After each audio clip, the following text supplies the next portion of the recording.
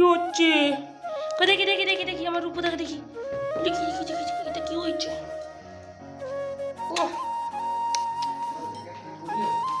হুম, এটা টুপিটা হলো।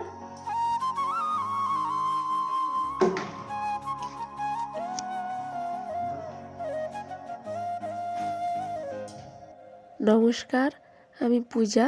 চলে এসেছি আবার একটা নতুন ভিডিও নিয়ে। তো আজকে সবাই মিলে একটু রেডি হয়েছিলাম। এখানে সামনেই, মানে আমি যেখানে থাকি এখান থেকে প্রায় 2-2.5 কিলোমিটার মধ্যে জয়চণ্ডী পাহাড়। তো আগের দিন ভাইরা এসেছে, সেই কারণে ভাবলাম একটু ভাইদের সঙ্গে পাহাড়ে ঘুরতে যাই। ওরা যদিও বা দুপুর থেকে একটু ঘুরতে গিয়েছিলো, তখন আমি যাইনি। আর রাস্তায় যেতে যেতে এটা আমাকে শোভন দেখাচ্ছিল, ওই যে নার্সিংহোমের পাশে সে বাড়িটা, ওইটা পুড়ে গেছে। ওইটা নাকি একটা খাবারের দোকান ছিল। আমরা যে বেরোচ্ছি না, আগের দিনই ওটা পুড়ে গেছে, মানে খুব বাজেভাবে আগুন লেগে গেছিলো। তো সেটাই আমাকে দেখাচ্ছিল। আর এদিকে রূপমের তো খুব খুশি, সে তো ঘুরতে পেলে তার আনন্দের আর সীমা থাকে না। তো ভাবলাম রোজই তো মাঠে যাই বিকেলে, আজকে ভাইয়ারে যখন পাহাড়ে যাচ্ছে আমরাও যাই। সেই কারণে সবাইকে তো আর একসঙ্গে মোটর সাইকেলে ধরবে না, তাই আমরা আগে বেরিয়ে পড়েছি। আর ভাইয়ারে একটুখানি আসছে আগিয়ে হেঁটে হেঁটে, তারপর ও গিয়ে নিয়ে আসবে ভাইদেরকে। এই সামনেই যেহেতু, তাই আর টোটো আরে ডাকলাম না, টোটো ডাকতে গেলে আরও দেরি হয়ে যেত। এমনিতেই প্রায় 3:30 বেজে গেছে। পাহাড়ে ওঠা, নেমে আসা, তারপর সেখানে কিছুক্ষণ থাকবো। আর এখন তো খুব তাড়াতাড়ি সন্ধে হয়ে যাচ্ছে, সেই কারণে ভাবলাম যে যতটা তাড়াতাড়ি পৌঁছানো যায়, সেই কারণেই আমরা বাইকেই বেরিয়ে পড়লাম। ওই যে পাহাড়টা একটুখানি চূড়াটা দেখা যাচ্ছে, যদিও আমরা এই পাহাড়টাতে উঠবো না, মানে ওর পাশেই একটা পাহাড় আছে, সেটাতে উঠবো। এটাও ওইখানেরই একটা অন্য একটা পাহাড়ের চূড়া।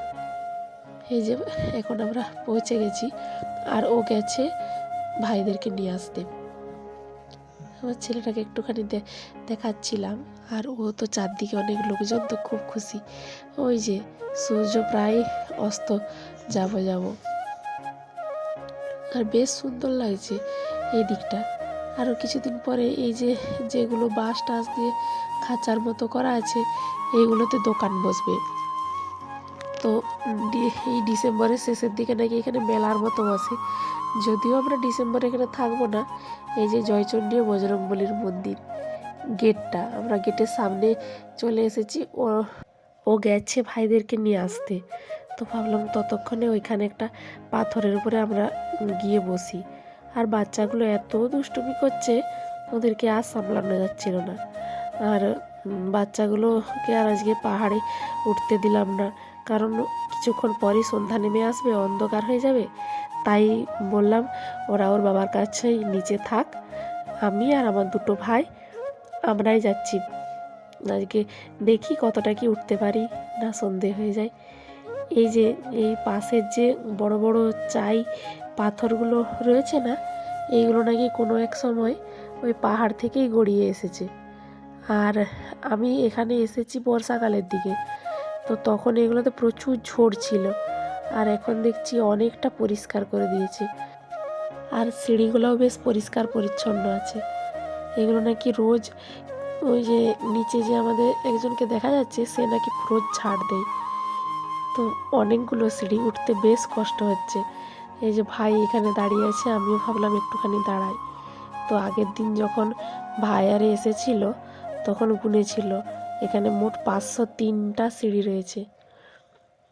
তো কিছুটা গিয়ে আবার দাঁড়িয়ে পড়ছি, কারণ এই তো কিছুক্ষণ আগেই ভাত খেয়েছি।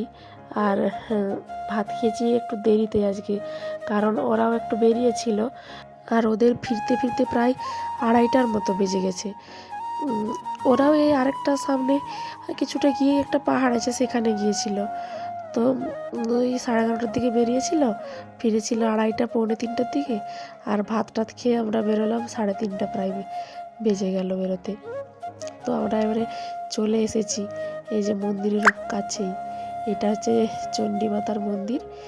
আর এখান থেকে দেখুন কি সুন্দর লাগছে চারপাশটা দেখতে। আর আমাদের তো এখন শাশুড়ি মা মারা গেছে, 1 বছর পুজো মন্দিরে উঠবো না আর পুজোও দেবো না, সেই কারণে আর ভিতরে গেলাম না। সামনে এই দূর থেকেই মাকে দর্শন করলাম। আরেকটা জিনিস দেখে আমি খুব অবাক হলাম এখানে, ওই যে ভিতরে যে পুরোহিত মশাই বসে আছেন, বেশ বয়স্ক আর চেহারা স্বাস্থ্যও বেশ ভালো। তো উনি রোজ দুবেলা, মানে যত বৃষ্টি হোক, যত গরম রোদ যাই হোক না কেন, সে প্রতিদিন দুবেলা এই মন্দিরে পুজো করতে আসে এবং একা আসে, যে সঙ্গে কোনো জলও থাকে না, কিচ্ছু থাকে না, সে দেখি একাই ওঠে।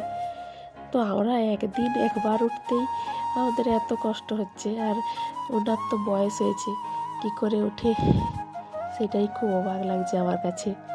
আর এই যে চারপাশটা খুবই সুন্দর লাগছে। এই পাহাড়েটা অতটা নয়, মানে উপরটা একটু সমতলের মতোই, আর পাশের যে পাহাড়গুলো ওইগুলোতে কিন্তু এরকম সিঁড়ির কোনো ধাপ নেই, আর ওই পাহাড়গুলোতেও উঠা যায়, কিন্তু সবাই উঠতে পারে না। যাদের মানে পাহাড়ে ওঠার অভ্যেস আছে, কিংবা যে পাহাড়ে ওঠার যে টেকনিকটা তাদের জানা আছে, তারাই উঠতে পারে। আর এই যে সূর্য প্রায় অস্ত যাব খুব সুন্দর লাগছে দেখতে চারিপাশটা।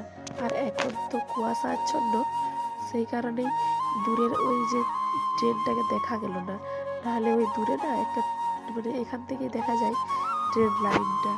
আর এত সুন্দর দেখতে লাগে, যেন সেই বাচ্চাদের খেলনাগুলো হয় না, সেই রকম ট্রেন যাচ্ছে মনে হয়। আর এই যে নিচে একটা যে খেলার মাঠটা, সেটা এখান থেকে কত ছোট লাগছে দেখতে, আর সবাইকে অনেক ছোট লাগছে নিচে যারা আছে, গাড়িগুলো সব ছোট ছোট দেখা যাচ্ছে। আর এই যে পুকুর, এখানে না প্রচুর পুকুর। আর পরম তো নিচে আছে, পরম ফোন করে বলছে, মা তুমি একটুখানি ধার দিকে এসো, তোমাকে দেখবো, কত ছোট দেখায়, দেখবে সে। তো আমার তো খুবই ভয় লাগছে ধারের দিকে যেতে, কারণ মনে হচ্ছে যদি কোনো কারণে পড়ে যায়। আর ও বলছে যে পতাকাটার কাছে এসো, আর আমি ভাইকে দেখাচ্ছিলাম, দেখ কুয়াশা, না হলে ট্রেন যাচ্ছে, দেখতে পেতিস।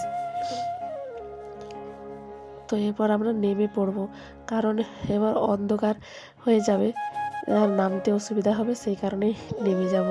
আর দেরি করব না, এরপর এখান থেকে সোজা বাড়ি ফিরে যাব। তো আজকের মতো ভিডিওটা এখানেই শেষ করছি।